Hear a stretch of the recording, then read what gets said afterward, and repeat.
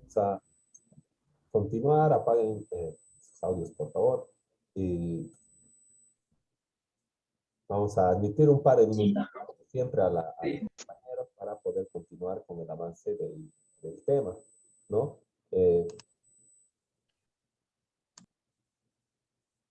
No se olviden volver a poner su nombre. Tienen que poner su nombre en ambas reuniones de la clase, ¿no? Entonces, hasta mientras que pongan su nombre, vamos a seguir admitiendo a todos y luego vamos a continuar con lo que es la lógica de la elección.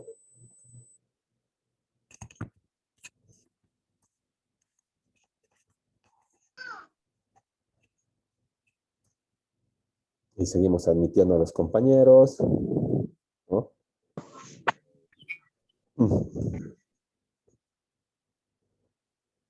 Y bueno, hasta mientras estábamos viendo lo que es la lógica deductiva, ¿verdad? Estábamos aquí en la lógica que se basa en las premisas, ¿verdad? Entonces, estábamos hablando de la lógica deductiva, ¿verdad? De cuando se cumplen las premisas y la conclusión se tiene como cierta. Y ya se sabe cuál va a ser la conclusión, ¿verdad? No es necesario investigar la validez de la conclusión, sino de las premisas. Entonces,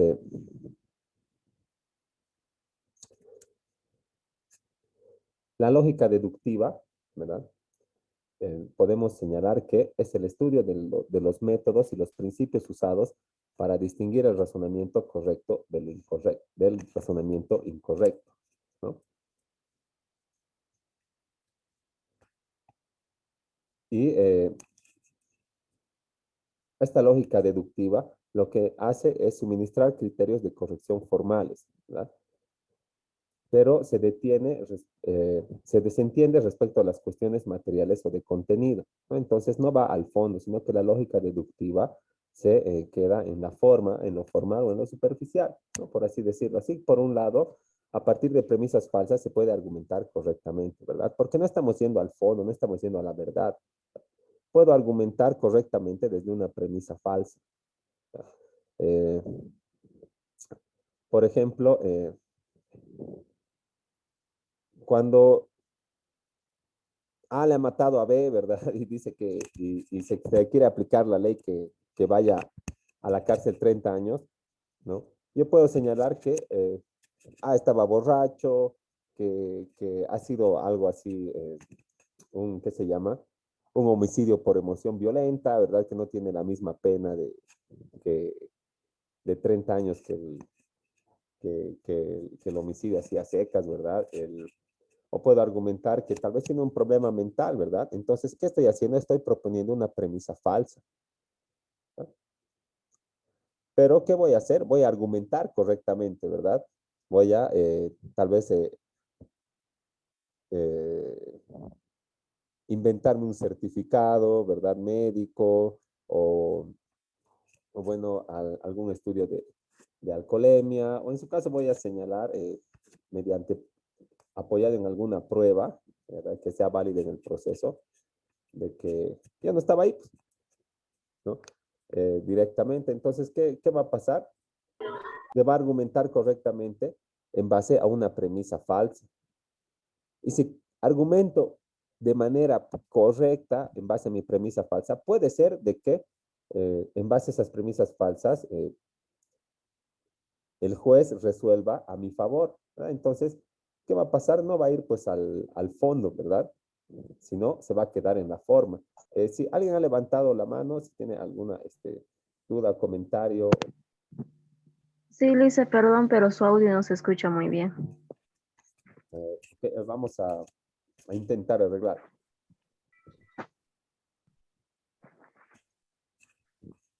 ¿Ahora se escucha mejor?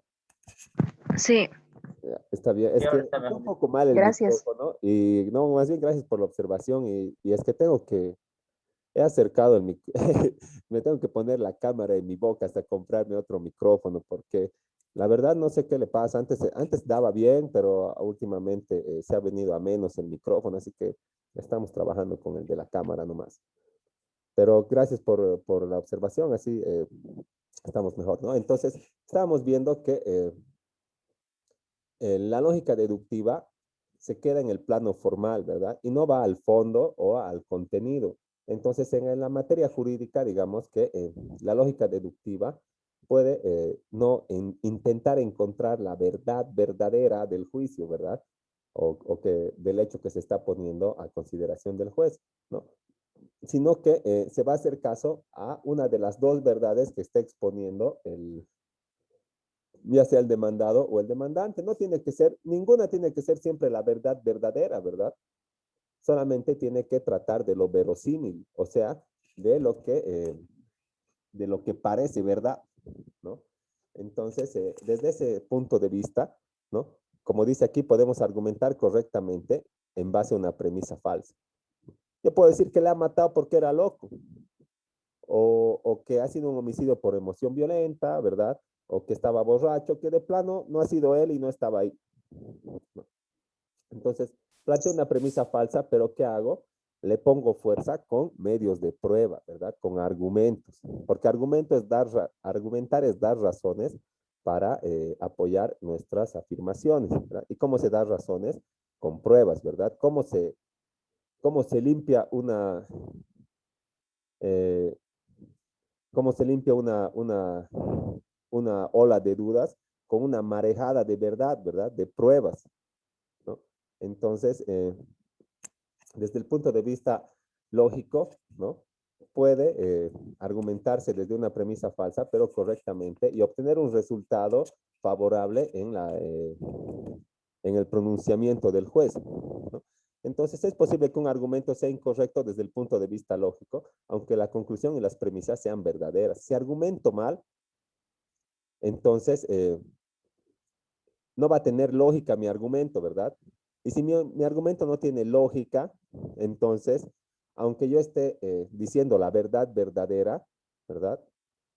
Eh, no van a, no van no va, no van a surtir efecto en la decisión del juez, porque no estoy argumentando de manera lógica, ¿verdad? Aunque mi premisa sea verdadera. Entonces tengo que apoyar siempre mis premisas con la lógica. Y la lógica fue concebida como el estudio, dice, de la argumentación formalmente válida. Entonces tengo que exponer razones para decir que mis premisas y mis conclusiones son verdaderas, para la cual la verdad de la premisa basta para garantizar la verdad de la conclusión, ¿verdad? Entonces, concéntrense en sus premisas y la conclusión va a ser por deducción correcta, ¿verdad? No se concentren en la conclusión. Ahora, en cuanto digamos, ya entrando un poquito a lo judicial, ¿verdad? Al papel del juez, que también es un profesional del derecho, podemos establecer que existe una lógica de la elección, ¿verdad? Y así como lógica de la elección, la designa el profesor Tarufo a la función esencial que tiene la prueba en cuanto criterio de decisión y factor de elección entre distintas versiones de los hechos en el momento central del razonamiento del juez. ¿Qué quiere decir eso? Que el juez va a elegir, ¿verdad? El argumento que más le convenza en base a las pruebas que presente cada una de las partes, ¿no? No solamente me voy a basar en el argumento, sino también en las pruebas, ¿verdad? Al momento de decidir. Entonces, la lógica de la elección es, se refiere a elegir la premisa correcta, ¿verdad? ¿Y quién elige? El juez, pero en base a la lógica, ¿en base a qué? A los elementos de prueba que estén presentando las partes eh, para poder ¿qué se llama? Fundamentar sus premisas, ¿no? Entonces, en ese contexto, señala, en ese momento ya no se puede operar mediante la abducción. ¿Qué quiere decir abducción? Bueno, en un término general quiere decir que te secuestren los extraterrestres, ¿no? Abducido. Pero en la parte jurídica, digamos, ese razonamiento en la filosofía del derecho, ese razonamiento mediante el cual se construyen explicaciones para hechos novedosos, ¿no? Entonces, el juez no puede construir una explicación, ¿verdad? Para este hecho, ¿no? No, no puede, digamos, abstraerse de los elementos de prueba y crearse una historia en su cabeza con la demanda y la contestación y decir, ah, sí, esto ha sido lo que ha pasado, ¿verdad? Como cuando ves la novela y, y dices, no, o la película y dices, no, este es el asesino, y toda la película sigues creyendo y al final no había sido, ¿verdad? Pero entonces, cuando tenemos elementos de prueba, ¿verdad? Tenemos premisas y conclusiones propuestas. Ya no podemos, desde el punto de vista del juez, eh, utilizar o operar mediante la abducción, ¿verdad? O sea, mediante un razonamiento que yo construyo una explicación, ¿verdad? En cambio, acá lo que opera, ¿verdad? En este caso, como señala aquí en nuestra diapositiva, es la lógica de la elección entre hipótesis, ¿no? O la hipótesis del demandante, la hipótesis del demandado, ¿verdad? Y sus medios de prueba. Entonces, ¿cómo es la lógica de la elección? Elegir, pues, ¿verdad? Entre esas dos propuestas, pero en base a los medios de prueba, ¿verdad? Entonces, en este contexto, la prueba se configura como el punto de referencia fundamental para la determinación racional de la hipótesis más aceptable. No solamente en el campo jurídico, ¿verdad? Sino en el campo de las ciencias en general. Pero hablando en el campo jurídico, digamos, nosotros siempre tenemos que apoyarnos en la prueba para argumentar y para decidir, ¿no?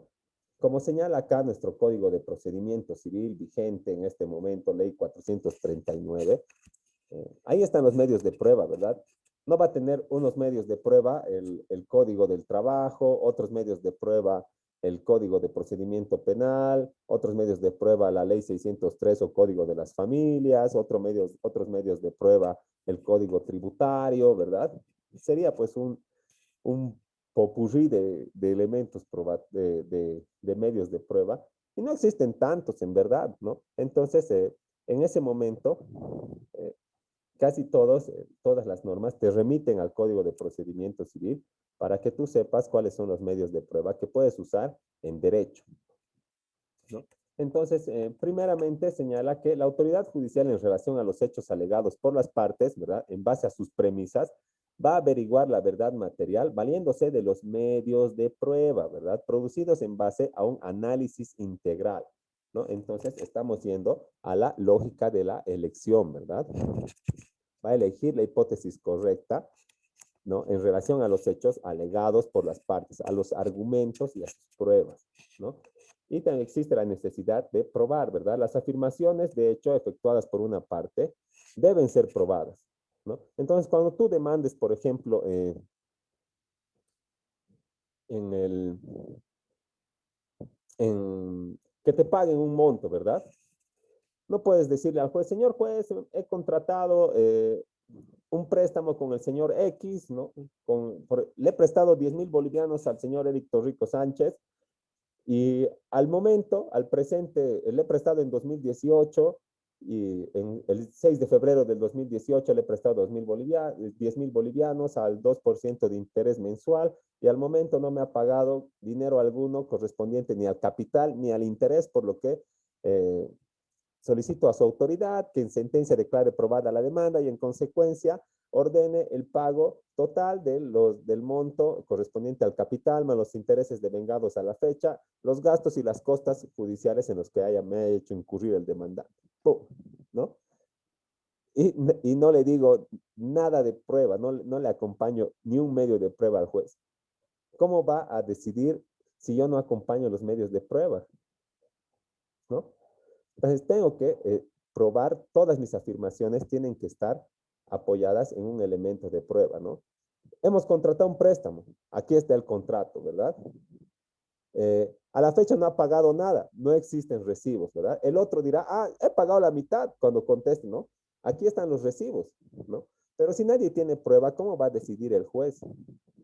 Ahora, si tú presentas tu prueba y el juez necesita más elementos para que para pronunciarse. Entonces, ¿qué va a decir el juez?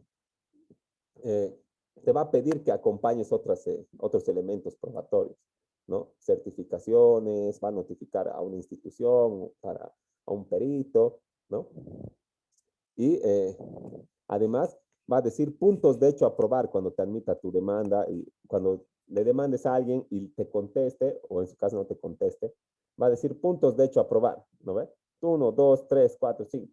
Entonces tú tienes que probar mediante tus medios de prueba aquellos extremos que el juez te está pidiendo, ¿verdad? Y no en vano, nuestro artículo 110, ¿verdad? O perdón, ese es lo que tiene que contener la demanda, ¿no? No es un, realizar una demanda no es difícil, tampoco es no es pues física nuclear, ¿no ve? No recurran a modelos, así no caigan en ese error que la mayoría de los abogados caemos cuando no podemos realizar, cuando pensamos que una solicitud es difícil de realizar, ¿verdad? Entonces, ¿qué tenemos que hacer en la demanda? Solamente cumplir con estos puntos que nos dice el 110, ¿no? ¿A quién nos dirigimos? La sumosíntesis, el nombre, el domicilio general, ¿no? Les voy a mostrar una demandita después, pero esto es lo que a mí me importa, ¿no? ¿Qué dice? Con la demanda se acompañará toda la prueba documental, ¿no? Entonces no puedes demandar sin prueba, ¿verdad? Porque el juez necesita de esa prueba para realizar para aplicar la lógica de la elección y elegir la hipótesis que le parezca más correcta, ¿no? Entonces, y los medios de prueba están puestos acá, ¿verdad? Y te señala cuáles son, ¿verdad? Dice, ¿cuáles son los documentos? ¿No? Tampoco tú puedes proponer cualquier prueba, ¿no? Los documentos, la confesión, ¿qué quiere decir confesión? Que tú le vas a pedir vas a acompañar en un sobre cerrado un cuestionario que el juez le va a realizar las preguntas al demandante, ¿no? Y eso se llama una confesión provocada, ¿no? Y también existe una confesión que no es provocada, ¿verdad? Que yo voy y digo, ah, sí, le debo, ¿no? No le he pagado ni un peso, pero es porque no tenía plata. Ya, listo, confesión, ¿verdad? También las declaraciones de testigos, la prueba testifical, la inspección judicial, ¿no? Es ese cuando la autoridad eh, se hace presente en el lugar de los hechos. La reconstrucción de los hechos, el peritaje, que es, digamos, cuando el juez no tiene conocimiento cierto de una parte del proceso, necesita un perito, ¿verdad? Porque el juez no es pues un sabio de todas las ciencias, ¿verdad? Eh, solamente tiene conocimientos jurídicos, pero lo jurídico o los problemas que se plantean ante el juez tienen otros elementos que rebasan ya la materia jurídica. Por ejemplo, vámonos a un caso fácil, ¿verdad? Eh, en la deuda en los 10,000 bolivianos que te debo, me has embargado mi auto, me has hipotecado y ahora me quieres rematar, ¿no? ¿Cómo va a saber el juez si mi auto vale 1,000 bolivianos, 10,000 bolivianos, 30,000 bolivianos o en su caso vale 30,000 dólares, ¿no? ¿Cómo puede el juez? Va a ir y va a ver así el estado del auto y va a decir, no, esto yo me compraría por 5,000 nomás, así le meteremos en eso el remate. No puede, ¿verdad?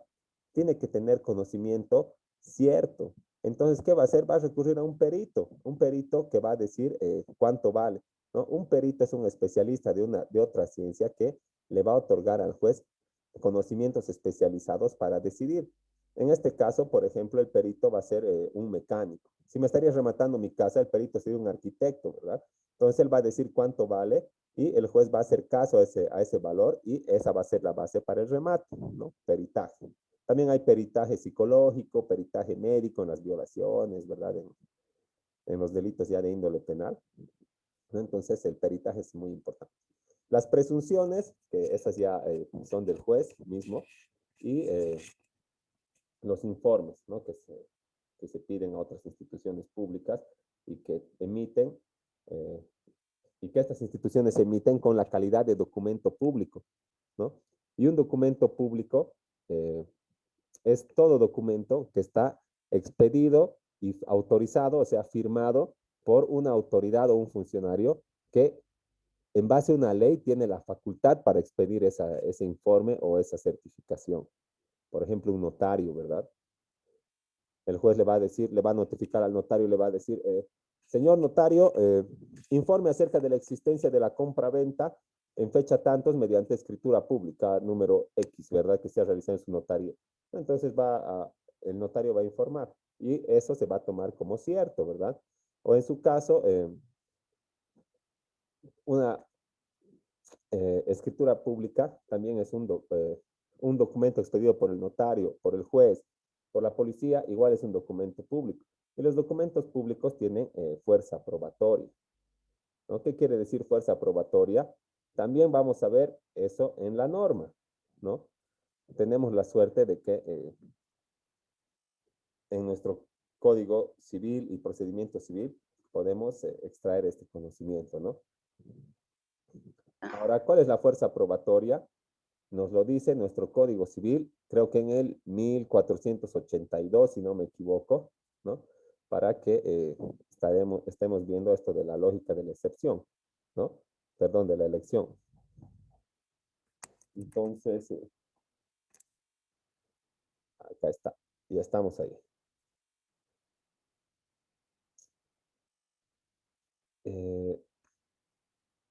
Valor probatorio, fuerza probatoria, ahí está. Creo que está aquí. A ver, vamos a buscarlo ahorita.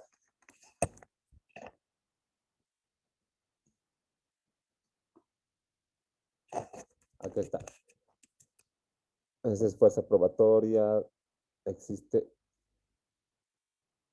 otro valor probatorio, ¿no?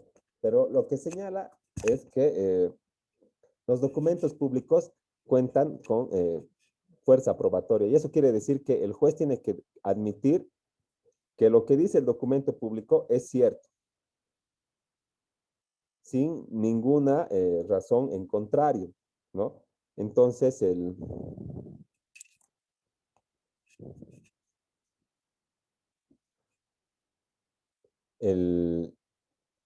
juez no puede negar o no puede hacer una presunción sobre algo que esté en un documento público. Si se opone un documento público, tiene que tenerse como cierto lo que dice. Y si yo quiero observar la validez o la fuerza probatoria de un documento público, lo que tengo que hacer es decir que lo único que puede oponerse en contrario es una sentencia penal que diga que ese documento es falso, ¿no? Entonces, no es como un comodín tener un documento público, una escritura pública, porque acá está, ¿no? Eso nos da las de ganar en un juicio, pues, ¿no? Aquí dice fuerza probatoria, 1200, había sido 89, no 1400. El documento público respecto a la convención o declaración que contiene, dice, hace plena fe, tanto entre las partes otorgantes, entre sus herederos o sucesores, ¿verdad? Entonces, si yo opongo un documento público, el juez tiene que tomar como cierto, entonces la lógica es que va a tomar mis premisas como correctas, ¿verdad? Porque están en base a un documento público que tiene la fuerza probatoria que le otorga el 1289, ¿no? Pero dice acá, sin embargo, si se haya acusado de falso en la vía criminal, o sea, si es falso en la vía penal, ya sea falsedad material o ideológica, se suspende su ejecución, entonces ya no se tiene como verdadero, ¿no? Es lo único que se puede oponer a un documento público, una sentencia que diga que es falso, ¿no? Entonces, esta lógica de la elección, como hemos visto, opera en base a las pruebas que las partes oponen, ¿no? Y el juez es el que elige la hipótesis que la va a tomar como verdadera. Y toda la sociedad y las partes en especial y sus herederos van a tener que acatar lo que decide el juez y van a tener que aceptar que la premisa que ha escogido el juez como verdadera es verdadera, ¿no? Ahora, si no estoy de acuerdo, apelaré, pues, ¿no? Y en la apelación tal vez confirmen la resolución del juez o tal vez la nieguen, pero eso ya es parte de la materia procesal, ¿no? Entonces, podemos decir que la lógica judicial, o sea, esta lógica de la elección, se centra enteramente sobre la idea de la adhesión y no sobre la idea de la verdad, ¿no? Porque al juez, bueno, lo que yo busco como abogado, ¿verdad?, de la parte, no es que el juez se entere de la verdad verdadera, ¿verdad? Lo único que quiero es que se adhiera a mi versión de los hechos, ¿no? Entonces, lo que el abogado trata de ganar con su alegato, o sea, con su argumento, es la adhesión del juez y solo puede obtenerla mostrándole que tal adhesión está justificada. ¿Y cómo se justifica su adhesión? Con los medios de prueba, ¿verdad? Volvemos a la lógica de la elección, ¿no? No sé si tienen hasta ahí alguna duda. Vamos a quedar ahí porque 6:30 empieza la otra clase y bueno, ya me han observado de la otra materia porque siempre empiezo tarde, ¿verdad? Y yo no entiendo la lógica de verdad de organizar el horario de esta manera, de que la clase empiece 6:30 y la otra empiece 6:30 también, ¿no? Pero es que supongo que el turno de la tarde termina a 6:30 y el turno de la noche empieza a 6:30 y por eso debe ser, pero eh, me han observado los alumnos del otro grupo, así que ¿tenemos alguna consulta? ¿Alguien ha levantado la mano? Vamos a absolver en este punto todas las dudas que tengan.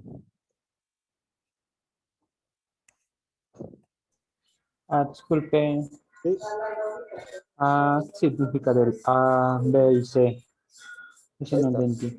esta parte que quieres que expliquemos un poco más. De las premisas, ¿eso? Sí, nomás quiero saber qué es A, B y C. Ah, ya. A, B y C hemos puesto como algo general nomás, son términos genéricos, ¿verdad? A, B y C pueden ser mis premisas, ¿verdad? Una premisa es una afirmación, ¿no? Yo digo que tú dices que me has prestado plata, dices que no te he pagado ni el capital ni el interés, y dices también que el juez tiene que resolver diciendo que me tiene que hacer pagar a mí en tercero día todo el capital, el interés y además los gastos y costas en los que te he hecho incurrir por demandarme judicialmente para el cobro, ¿no?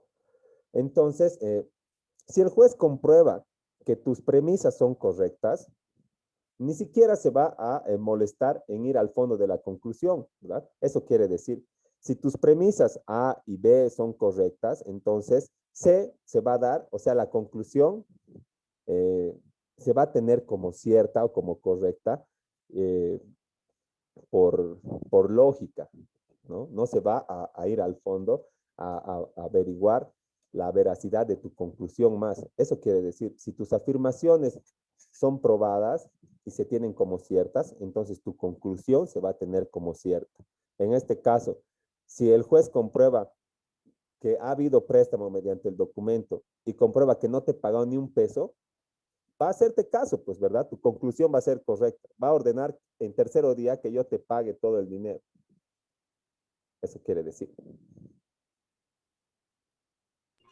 Gracias. ¿Ok?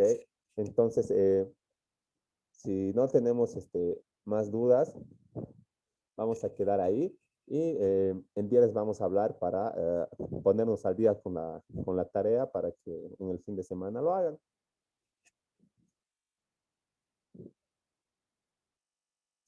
Entonces, nos vemos la siguiente clase y ahí damos la tarea. Hasta luego, Lisa. Ok, hasta luego. Hello. Dicen. Hasta luego. Hasta luego. Hasta el viernes, dicen. Hasta luego, Lisa. Hasta el viernes. Chao, chao.